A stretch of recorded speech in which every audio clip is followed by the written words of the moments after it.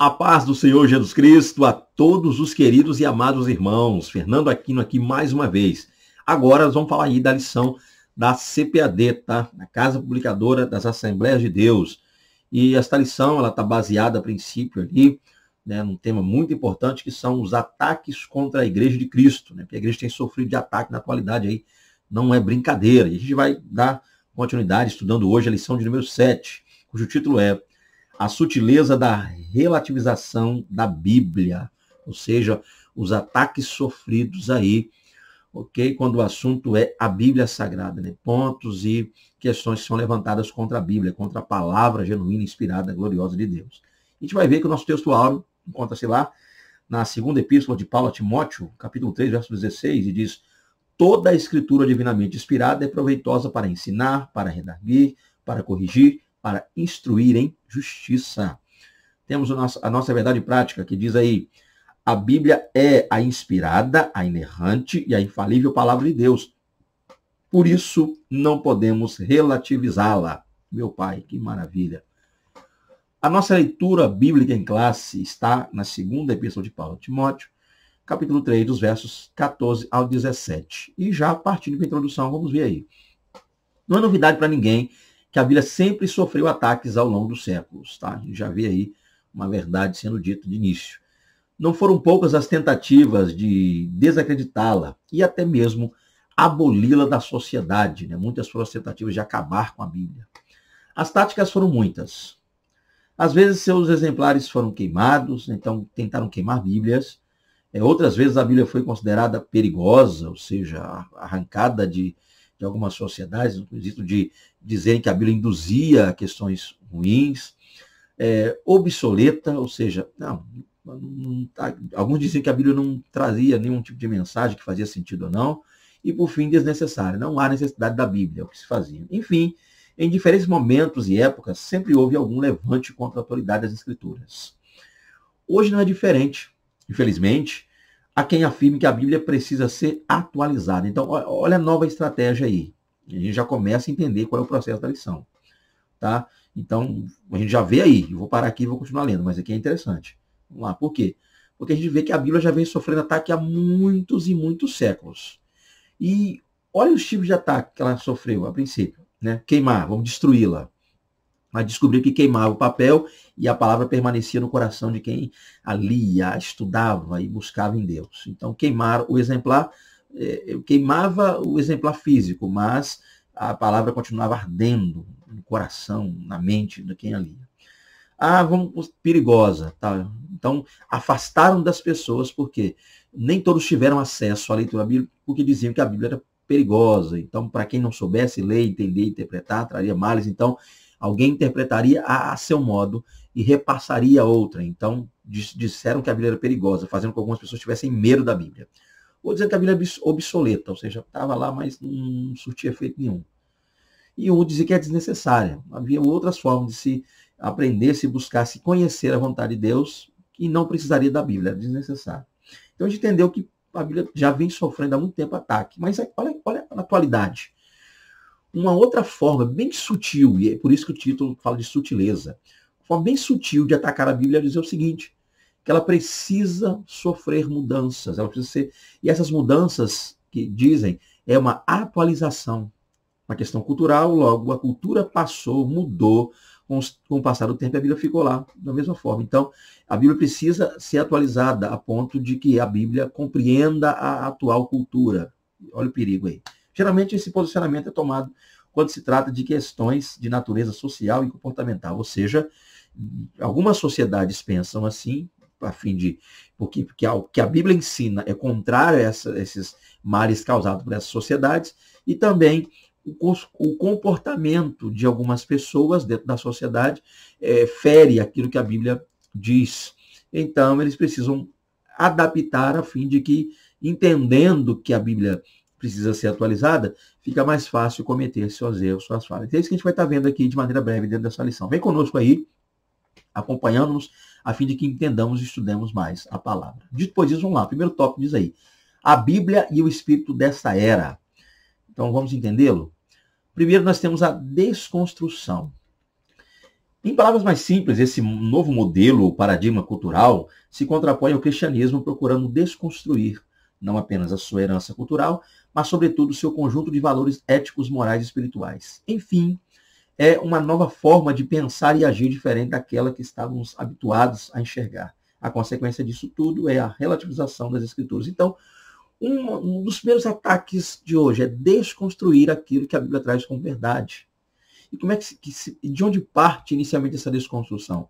Do fato de que quando a Bíblia for escrita, a Bíblia contemplava única e tão somente aquela cultura, logo ela não é válida para a cultura atual. Logo ela precisa ser mudada. Então, com isso, não desconstrói só a questão cultural. Eles usam a questão cultural para desconstruir a questão moral, a verdade por trás do ensino da Bíblia. Tá? Embora a gente saiba que culturalmente algumas coisas mudam, mas ainda assim, mudando, alterando qualquer tipo de cultura, jamais irá mudar a verdade central da Bíblia, as verdades morais centrais, o ensinamento bíblico não muda, não altera. Embora naquele tempo bíblico o casamento durava entre 7 a 14 dias, geralmente 7 dias, que é a média, hoje não, hoje uma noite, uma festa de núpcias, uma boda, ela ocorre num só dia, quer seja pela manhã, quer seja à tarde, algumas culturas como os Estados Unidos fazem casamento à tarde, e o Brasil está aderindo isso agora, uma noite só, não importa quantos dias, o importante é a mensagem por trás do casamento. Então, dizer que a cultura mudou em relação a homens, mulheres e comportamento, e tentar encaixar essas culturas na Bíblia, ou tentar fazer a Bíblia seguir essas culturas, é uma desconstrução. Então, a gente já percebe aí, primeiro ponto, primeiro erro, primeira falácia, é uma tentativa de desconstruir as verdades centrais da palavra. Segundo ponto aí, o relativismo. Onde eles encontram base para desconstruir? Como? Atacando? Não, porque quanto mais atacam, mais a gente defende e se defende. Então eles passam a relativizar. Dentro dessa nova configuração cultural, o relativismo é inevitável. Tudo é relativo e significa dizer que qualquer julgamento depende do ponto de vista de quem julga ou analisa. Por essa perspectiva, a Bíblia representa apenas mais um ponto de vista dentre vários outros. Então, a maneira deles atacarem a Bíblia é dizendo que a cultura por trás da Bíblia é obsoleta, é antiga, é retrógrada, não serve mais, não vale para hoje. O tempo passou, o homem se modernizou, logo a Bíblia precisa ser alterada, relativizada, mudada. Então eles vão dizer inicialmente isso. Mas, atacando ferrenhamente isso, é claro que haverá e há uma resistência da parte daqueles que, como nós, como você e eu, você que me assiste aí, nós amam a Bíblia. Da nossa parte haverá sempre eu diria assim, uma defesa, né? Uma resistência, é o que eu queria dizer. Então eles passam primeiro relativizando. Por quê? Porque relativizando, até alguns que se dizem cristãos, se dizem amar a Bíblia, acabam caindo nesse relativismo e se rendendo, tá, a essas coisas estranhas. Então, o primeiro passo é tentar relativizar. É dizer que as verdades da Bíblia não são absolutas, não são verdades centrais, mas elas dependem basicamente unicamente de um contexto lá daquele tempo. Então, tudo é relativo. Com isso, eles vão dizer o quê? Que o ponto de vista, ou a função em si, ou a questão em si, dependerá de quem faz a análise. Olha o perigo aí. Ou seja, então, essa verdade não vai depender do que o autor quis dizer, mas inicialmente do que eu considero ser verdade. Então, dando as margens de interpretações, dando ao leitor da Bíblia o poder de viver a interpretação que ele desejar viver do texto bíblico. Olha o perigo. Com isso, a Bíblia vai acabar sendo o quê? Na visão deles, só mais um ponto de vista. O autor tinha um ponto de vista, eu tenho o meu, logo eu vou vivenciar, viver. Não o ponto de vista do autor, porque eu entendo que ele tinha um, não o que Deus quis passar por trás do autor, mas o que eu considero a partir da interpretação que eu mesmo dou ao texto. Olha o grande perigo aí. Continuando então, a gente parte para o segundo tópico. Tá? A gente viu aí.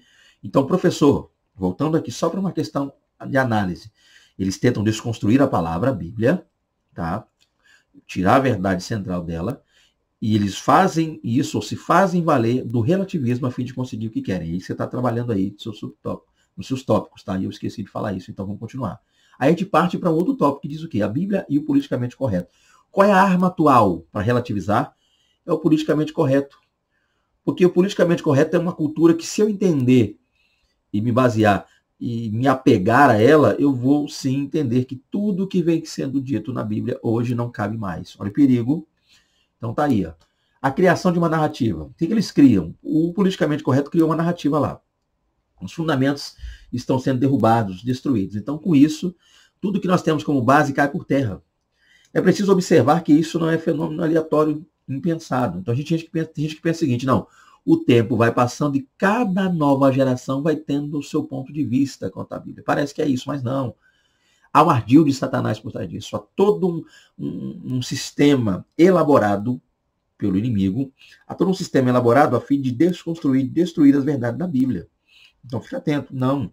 Trata-se de uma narrativa ardilosamente construída com o fim de desconstruir os valores cristãos e substituí-los por outros. Então, não é uma pessoa atacando a Bíblia aqui, outra ali, o pensamento aqui. Não é alguém que leu e entendeu errado. A pessoa leu, entendeu corretamente, se bestar, entendeu melhor que o crente, e ainda assim se faz valer de um ardil para tentar relativizar, criar uma nova narrativa e dizer que aquilo ali não é mais cabível, que aquilo que a Bíblia defende como verdade é hoje algo contra a lei atual, é ir contra a própria lei, tá? Então é o perigo, gente. Por esse novo modelo, está correto se fazer, né, por esse modelo novo que diz aí, politicamente correto, está correto fazer aborto, proibir a leitura da Bíblia em espaço público. Por quê? Logo, a pessoa, dona de seu corpo, logo tem poder de escolha, então aborto. Ler a Bíblia, não, mas se eu estou ouvindo a leitura da Bíblia, é o pensamento deles, não gosto da Bíblia, sou contrário à Bíblia, então eu sou obrigado a ouvir alguém ler a Bíblia, sendo que eu tenho a minha própria religião. O Estado é laico, logo eu tenho a minha própria religião, então eu não sou obrigado a estar no ambiente onde alguém lê a Bíblia que fere o que eu creio como religião. É o pensamento deles. Então olha aí, baseado no politicamente correto.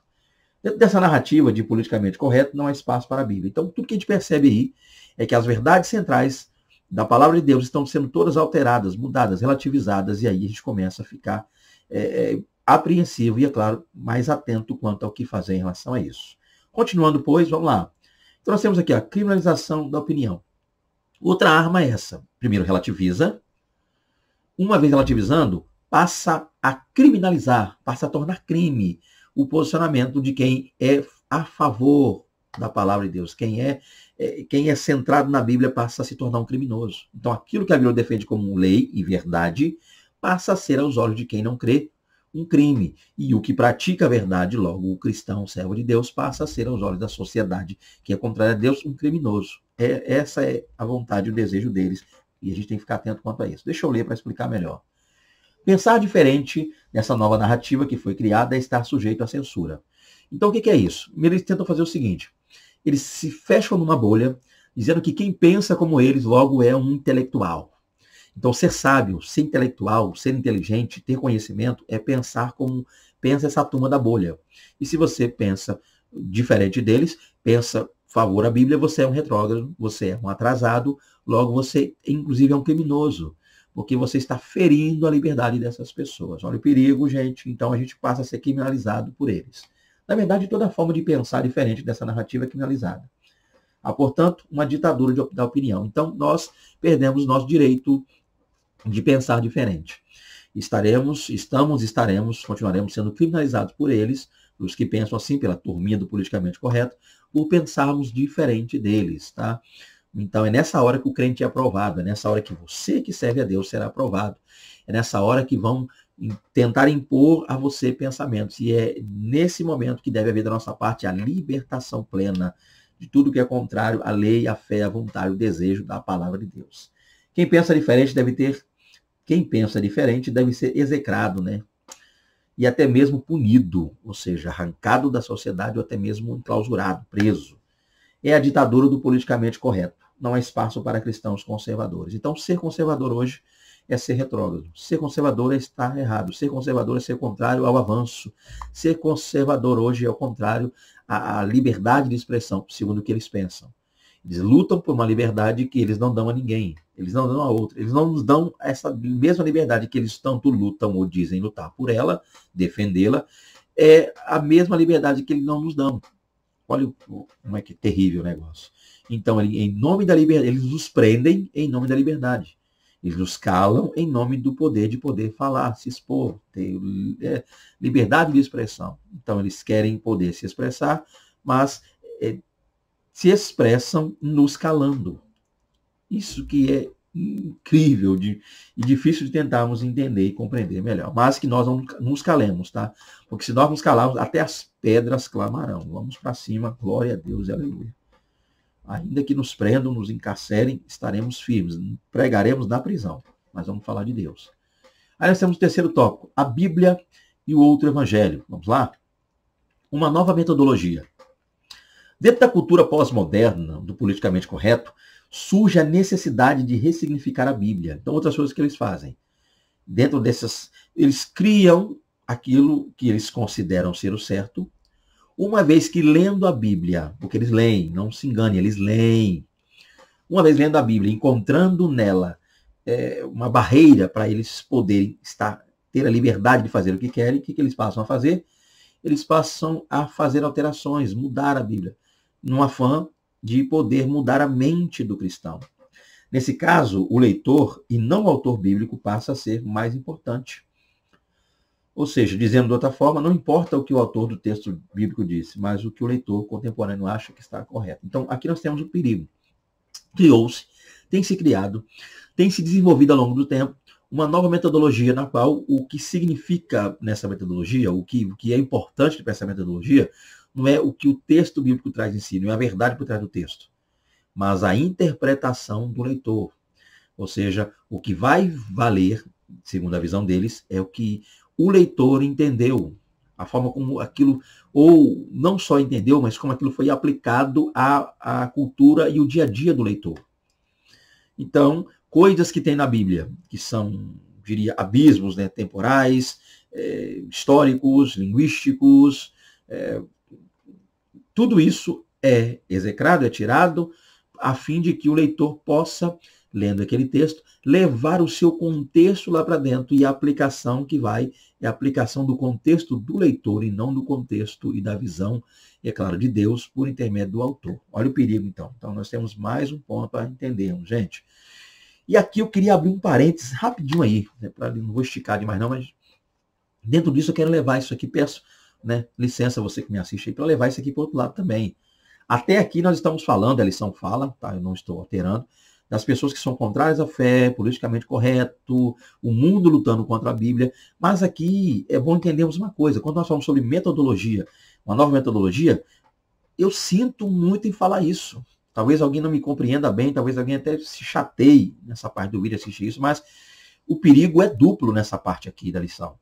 Porque ele trata inicialmente a lição do entendimento, do pensamento lá, do que é contrário à fé cristã, tá? De qualquer pessoa que é contrária à fé e se faz valer da Bíblia para tentar lutar contra a própria Bíblia, mas também existe um contexto dentro do cristianismo que tem que ser entendido, dentro do mundo do servo, do crente. Qual é?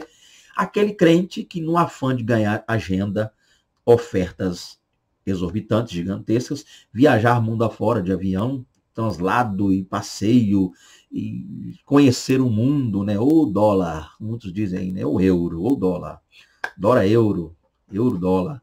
Ou seja, viajar mundo afora, acaba criando interpretações erradas da Bíblia. Então o perigo não é só um ímpio, alguém que é contrário a Deus, interpretar a Bíblia errado e criar um sistema lá, com Bíblia inclusive, já falaram sobre isso, né? Homossexual, coisa assim. Não, o perigo também é alguém dentro da igreja pegar um texto e se fazer valer desse texto uma interpretação a fim de que ele ganhe com isso. Tem gente ganhando dinheiro, viajando o mundo, pregando o mundo afora, angariando agendas e fundos e fundos e fundos, com interpretações erradas do texto. Não é só o ímpio que interpreta o texto errado e tenta usar a Bíblia contra a Bíblia. Tem crente que força a Bíblia a dizer o que não diz. Eles traem da Bíblia, ainda chamam de revelação. Eu tive uma revelação de Deus aqui. Deus me revelou algo nesse texto. Ainda fala assim ainda. Oh, glória, Deus me revelou um mistério nesse texto. E o tal do mistério que ele fala é o quê? Uma interpretação errada, errônea, falha. Uma interpretação que levará logo a uma aplicação errada, que levará pessoas a fazerem coisa errada, e fica por isso mesmo. Então, repreender, lutarmos contra os de fora da igreja que querem acabar com a Bíblia. Mas também repreendermos os dentro da igreja que usam a Bíblia de forma errada. Aqueles que usam o texto de maneira errônea, errada. Têm que ser também repreendidos. Falso profeta, falso pastor, falso pregador, pessoas que não têm uma boa hermenêutica bíblica também se encaixam nesse ponto aqui, tá? ok? Eu tinha que falar isso aqui, não sei como você vai receber, mas fica à vontade. Então, a má interpretação da parte do crente da Bíblia, se um crente interpretar a Bíblia errada, isso faz dele, e aplicá-la errada, isso faz dele um falso crente, um falso mestre, um falso profeta. Cuidado com isso aí também. Isso também é atacar a Bíblia. Atacar a Bíblia não é só atacar ela no fogo, queimar e dizer que ela é inclusiva, não. Atacar a Bíblia também é ler um texto, usar de maneira errônea a fim de granjear, a fim de ganhar financeiramente, a fim de se dar bem com a Bíblia. Ou seja, a pessoa quer se dar bem. Então, a gente ouve pregadores pregar tanta loucura, tanta esquisitice aí, que o texto nunca quis dizer, que é também um erro. Tá? Continuando aqui, vamos lá. Aí nós temos aí novas teologias. Esse outro evangelho também possui sua própria teologia. Ou seja, teologia a gente sabe que é o estudo de Deus, logo é todo um estudo relacionado a Deus, a Escritura e todo o processo. Então eles criam uma nova teologia. Já que a visão deles é atual, é nova, e é lutar, debater e contrário à Bíblia, então eles criam com isso novos dogmas, novas teologias. Assim, os relacionamentos homoafetivos são vistos a partir da perspectiva da denominada teologia inclusiva. O que é isso, então? Já que a ideia deles é entrar na Bíblia e tentar vê-la à luz da cultura atual, eles criam novas interpretações, novos pensamentos, e com isso, novas visões dos textos bíblicos. E alguns cristãos acham bonito e acabam aderindo a isso. Uma delas é a teologia inclusiva. Ou seja, e a teologia inclusiva, para funcionar, precisa mudar, alterar a forma de ver, de analisar os textos em si, dizendo ali que quando Paulo citava Romanos 1, quando Paulo fala da questão da homossexualidade, né, sodomitas, efeminados, Paulo contemplava uma questão muito particular e concernente somente àquelas pessoas ali em Roma. Isso não é para nós hoje, ou seja, que Deus é amor, Deus ama, logo Deus ama a pessoa como é. São visões que eu não preciso trazer aqui para o tempo, você entende muito bem. É dentro dessa nova perspectiva que se faz a apologia ao evangelho social, ecumênico e homoafetivo. O evangelho do amor, do Deus ama. Né? O Deus ama todos, logo Deus quer todos, logo que todos permaneçam como estão. Então não é nada errado perante os olhos de Deus. É a visão cultural. O que a Bíblia chama de errado é o que era errado naquela época. Era a visão da época do errado. Hoje tudo isso mudou. A cultura mudou, o homem evoluiu, o homem melhorou, o homem logo precisa, quando eu digo evoluir, na evolução, você me entendeu, né? Não é evolução randômica, não. Nem macro, nem micro, não. Estou dizendo, o homem melhorou, é a visão deles, então precisa a Bíblia também se adequar a essas novas perspectivas que o homem tem vivido. É a visão deles. Qualquer pensamento que destoe desse é considerado fascista, homofóbico e discurso de ódio. Então, olha aí o que estão chamando agora, então. Né?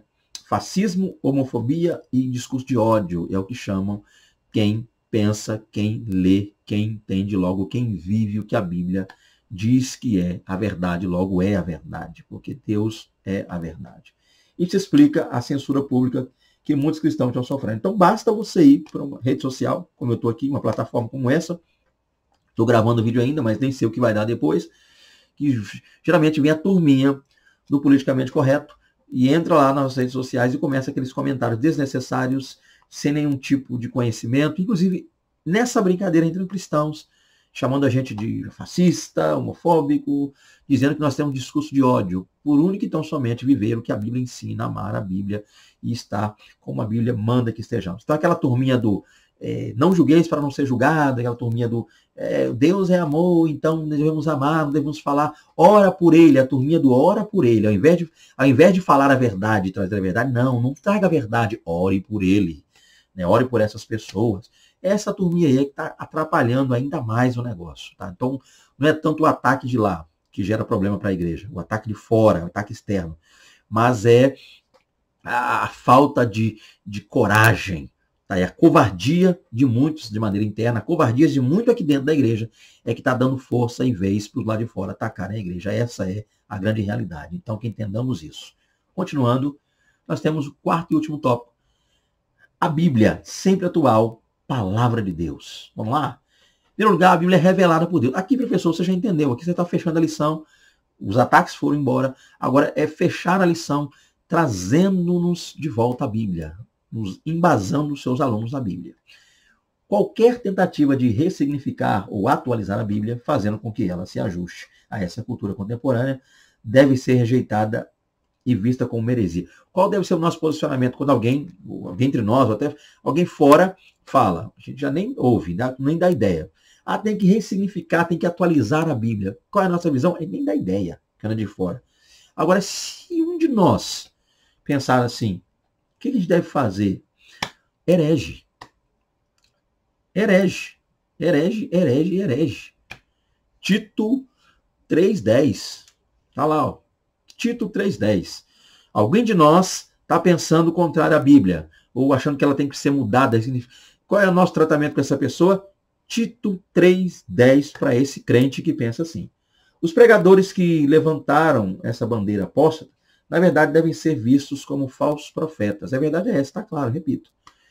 Às vezes parecem anjos de luz, mas na verdade pregam ensinos de demônios. O fim é afastar a humanidade da cruz de Cristo. Uma coisa que tem que ser dita, e eu direi sempre que for necessário aqui, nesse canal. Falso profeta não é aquele que está lá fora atacando a igreja. Falso profeta é o que está dentro ensinando coisa errada. Leia com calma a Bíblia, não leia correndo não. E você vai perceber que todas as vezes que Paulo, Pedro, João atacavam ali os falsos apóstolos, falsos profetas, gnósticos, essa turma toda, não era gente de fora que queria entrar para destruir a igreja, não. Era gente de dentro interpretando errado, trazendo coisa ruim e tentando implodir a igreja. Era de dentro para fora que vinha o ataque. Então tá aí. Pensou assim, herege. Tem que ser disciplinado. Ok? Por fim, inspirada por Deus, a Bíblia é. Nenhum livro, e repito, nenhum livro, por mais espetacular que seja, por mais bem escrito, bem elaborado que seja, pode se colocar em pé de igualdade com a Bíblia. Então, nenhum livro se iguala à Bíblia. O primeiro processo é esse. Você que gosta de literatura teológica, eu também gosto. Você que lê muita coisa, eu também leio. Mas Bíblia é Bíblia. A Bíblia é a Bíblia e pronto, acabou. A razão é que a Bíblia possui inspiração divina. Então, essa é a diferença. E as outras literaturas, não. Alguém pode receber de Deus alguma iluminação para dizer ou escrever algo, né? Deus pode iluminar alguém a ponto de que essa pessoa traga um entendimento até então não visto por nós, algo novo, no que diz de entendimento. Mas a palavra não é nova, a palavra é a mesma. O entendimento, às vezes, é que vai ser um pouco mais próximo da realidade.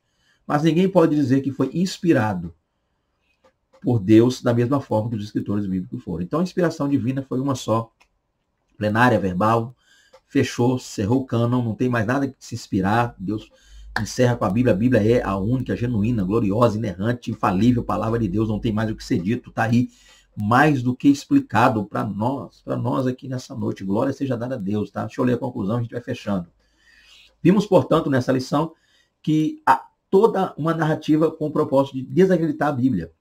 Para os defensores desse novo modelo cultural, a Bíblia não passaria de um livro obsoleto, produto de uma época e que, portanto, precisa ser atualizada. Em outras palavras, a Bíblia não seria mais relevante para essa geração.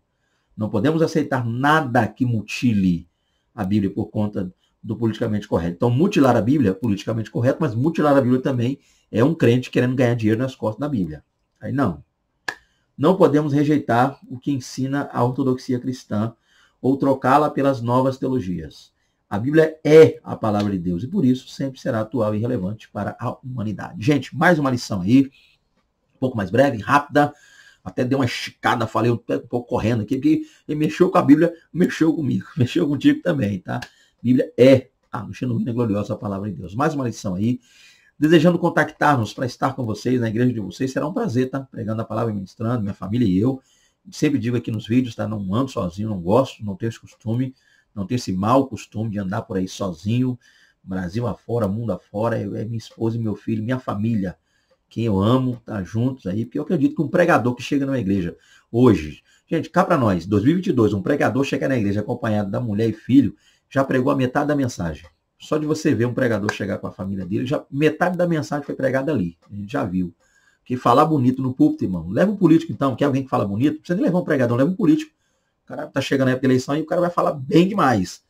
Tá? Então não é por muito falar bonito que nós... Vou criar até uma visão aqui, ó. Não é por muito falar bonito que nós seremos santos, não. Então cuidado com isso aí. O ponto é vida no altar. Desejando, estamos aí. A paz do Senhor Jesus a todos. Fiquem com Deus. Até a próxima aula. Em o nome de Jesus. Amém. Glória a Deus.